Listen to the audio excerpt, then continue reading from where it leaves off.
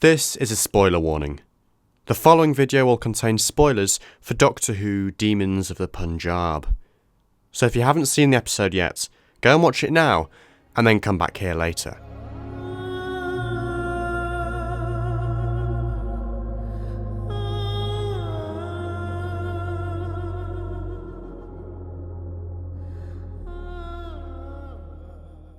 If I had to describe this episode in just one word, it would be poignant. It was another great example of a Doctor Who historical. Like Rosa, Demons of the Punjab plays on the show's unique time-travelling capabilities, creating drama from the interaction between characters from the present and characters from the past. Once again, the Doctor and her friends find themselves in a time period so alien to them that it might as well be a different planet, and they must watch on as a series of terrible events play out. This time, however, the main point of interest is not a celebrity historical figure, but Yaz's nanny, Umbreen, and her story. Through this lens, writer Vinay Patel is able to convey the distress caused by the partition of India on a very personal level. And this is a deeply distressing episode. Against a backdrop of lush, rural Indian vistas, Patel explores bleak ideas of nationalism and discrimination to devastating effect. Words cannot describe the impact of Prem's death scene, easily one of the most powerful moments in all of Doctor Who, in my opinion. Manish's portrayal of Prem is made all the more heart-wrenching by the fact that family is such a key theme in Series 11. Seeing brother against brother really brought home the horror of the partition for me. It was, rightly, a very difficult scene to watch. Amongst the division and hate, Prem and Umbreen's marriage is a symbol of unity and of hope. The love that binds them together is just as powerful as the hate that threatens to break them apart. I thought this part of the episode was very reminiscent of Romeo and Juliet. The two lovers come from two different sides with a history of conflict, Prem being a Hindu and Umbreen a Muslim, and so their relationship is doomed, or in this case, cursed. However, unlike Romeo and Juliet, Demons of the Punjab doesn't end with its lovers committing suicide. Though Prem dies, Umbreen survives and, against all odds, manages to make a life for herself in Sheffield. Furthermore, the short time they did have together is celebrated, as symbolised by the frozen moment in time displayed on Prem's broken watch. Plus, Umbreen and Prem used the rope that separated them to bind their hands together and certify their marriage, an extremely powerful image. Their love endures hate, anger, discrimination, violence, and it endures death. Death did, of course, play a big part in the partition. It's estimated that 1 million people died because of it. Many, like Prem, isolated from their families and alone with nobody to mourn for them. Whilst Demons of the Punjab isn't able to alter these deaths, it does, rather beautifully, offer another alternative. People from the future sparing a moment to remember the fallen from the past. And I wasn't even talking about the Thajarians. On one level, the Thajarians are the monsters of the week, there for the kids to marvel at and gasp in shock at when it's revealed that they're not so monstrous after all. And in fairness, they work well in this regard. Their devilish costumes are very cool, in my opinion. But I think the Thajarians are also meant to represent us.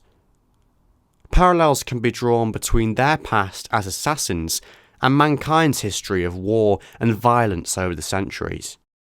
We don't have time-travelling tech that allows us to literally watch over the fallen so they don't die alone, but we should nevertheless do what we can to respect and remember them in the present.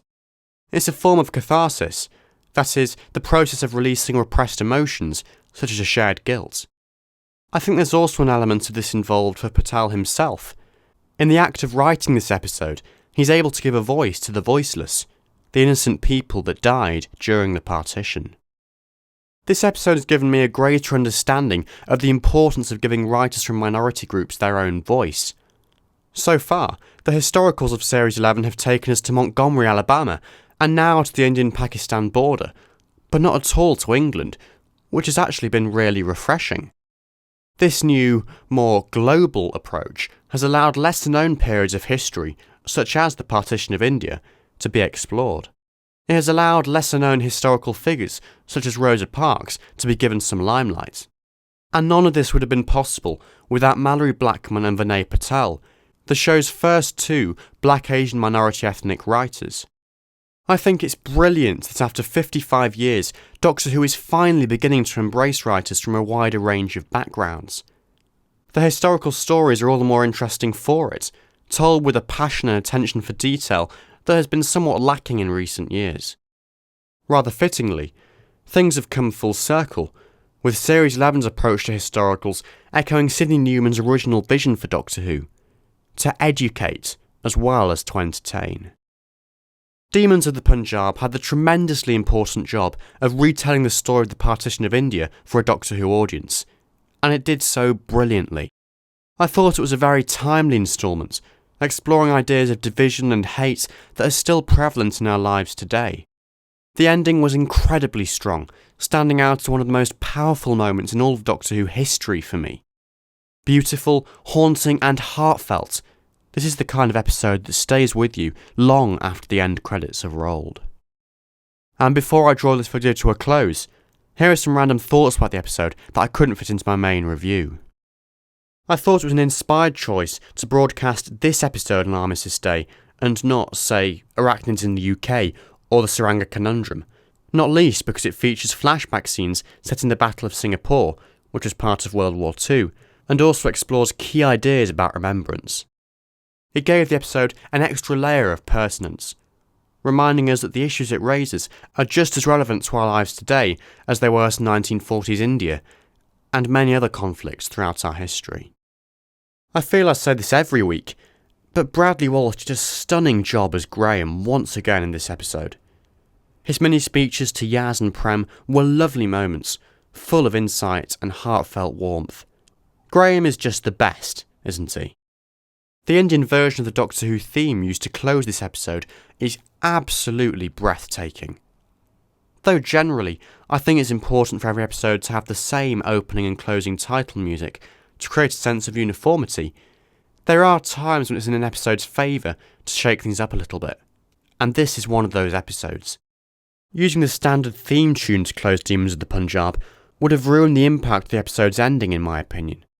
The seamless transition between the music in the final scene and the Indian closing theme really helps to make the closing credits feel like a continuation of what has gone before, and not just an add-on. I think it's one of the best creative choices made in Series 11 so far, and I don't think Sagan Akinola and his team have received enough praise for it. There was a beautiful visual transition at the end of the episode, from an overhead view of the Thajarian hive to an overhead view of the TARDIS console room. It's the second time we've had a bird's eye view style shot of this new TARDIS interior, an angle that couldn't be achieved on the other New Who TARDIS sets because they all had time columns that extended up into the roof. These shots always remind me of the classic era TARDISes, because they all had much shorter time columns too. It creates a nice link between the show's present incarnation and its early days.